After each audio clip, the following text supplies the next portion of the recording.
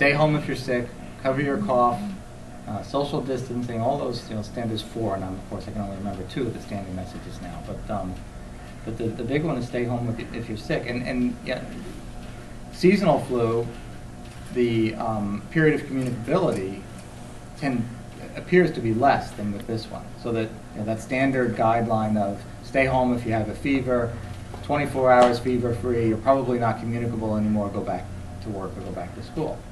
This one appears to have a period of communicability of 7 days, average, up to 10 days in children, but 7 days seems to be the most common. So the guideline is exclude yourself from work or exclude your children from school for 7 days.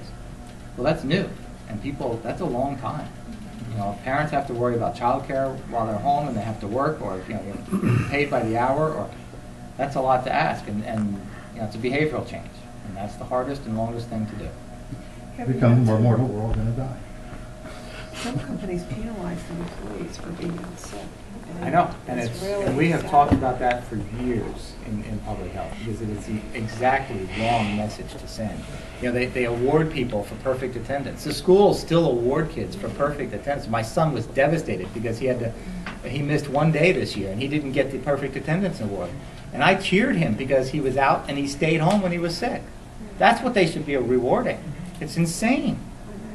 It's just insane. So don't you think some of this message, in addition to encouraging talking to families and stressing that stay home if you're sick, can't you reach out to business in general and say, hey, we're making this recommendation, get on board with us? Oh, we have. You have to ease up a little. Yeah. Because people are terrified. You're losing your job anyway, Right. And then if Right. you do something, Well, yeah, and then jeopardize it that's even right. more. The economy on top People of are it just too makes afraid. Yeah. We have, but I mean, that's, yeah. we have regulatory control over the schools. But I'm not convinced we have control right now over camps and summer programs. I would test it, but I'm not sure the courts would agree, because the regulations are really written for schools. I was just going to say, my daughter works in a company, and I know one of the employees came to work and wore a mask the other day. But the person I guess she wasn't feeling well, and she just felt more comfortable putting a mask on. But I think, she just did, so I guess she wasn't really feeling sick, but she just put a mask on. Maybe she was starting to sneeze or something. And Yeah. She said that. I don't think so. I don't think she was. And if it was, I mean, just you not see sometimes feeling in New well York and City, a you'll cold.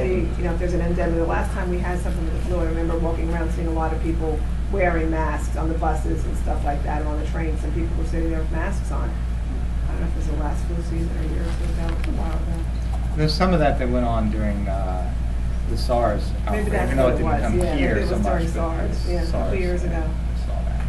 But We've already forgotten the lessons of SARS. Rapidly communicable disease like SARS that has, a high mortality. The only way to control it is by public health measures. People just didn't quite buy it.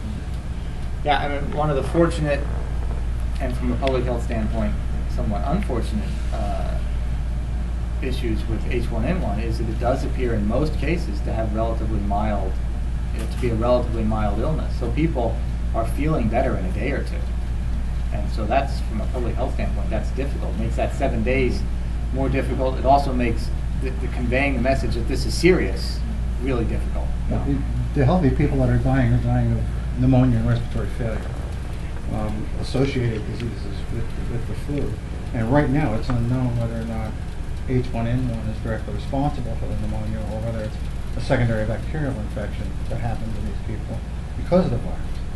So there's lots of unknowns with this thing, and really and truly, unless the message gets out that the only way to treat this thing right now is to contain it, because there's no other method of doing it.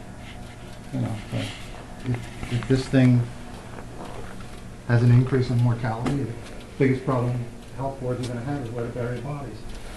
Interestingly enough, I was at a meeting with Department of Homeland Security about 2 weeks ago, and it was a meeting that had been scheduled prior to H1N1 on biodefense measures nationwide, to develop a biodefense architecture nationwide.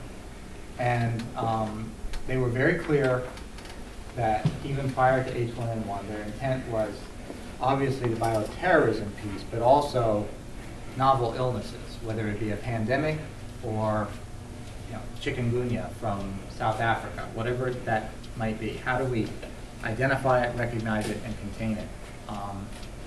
But you're right. I mean, it's just nobody knows enough to make decisions, and even at that level, they're scrambling, looking for any hints and clues to combat it.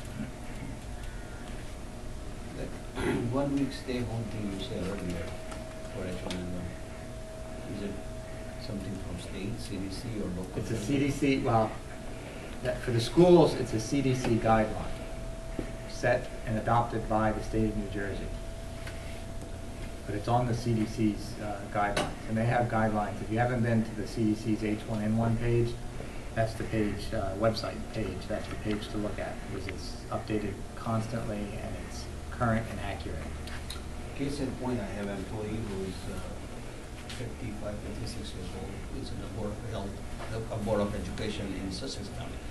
And his son from the school and was already reported. So he calls in on Wednesday and says, "Oh, I'm sick like dog. I got it from my son." I said, "Well, then please don't come in, right? You don't want to make other people sick." Okay, so he says, "Well," next day calls and says, "Oh, I'm good. I'm fine. I went to see a doctor. He says I could go." I said, "But I need a letter or something." And I said, "It's company policy now. It never happened to us before." So I said, "Company policy." I told him 5-day quarantine period. And he's arguing with me and says, "Wow, you're starting something on your own." I said, 5 days quarantine period. You have Saturday, Sunday, stay home, so 3 only events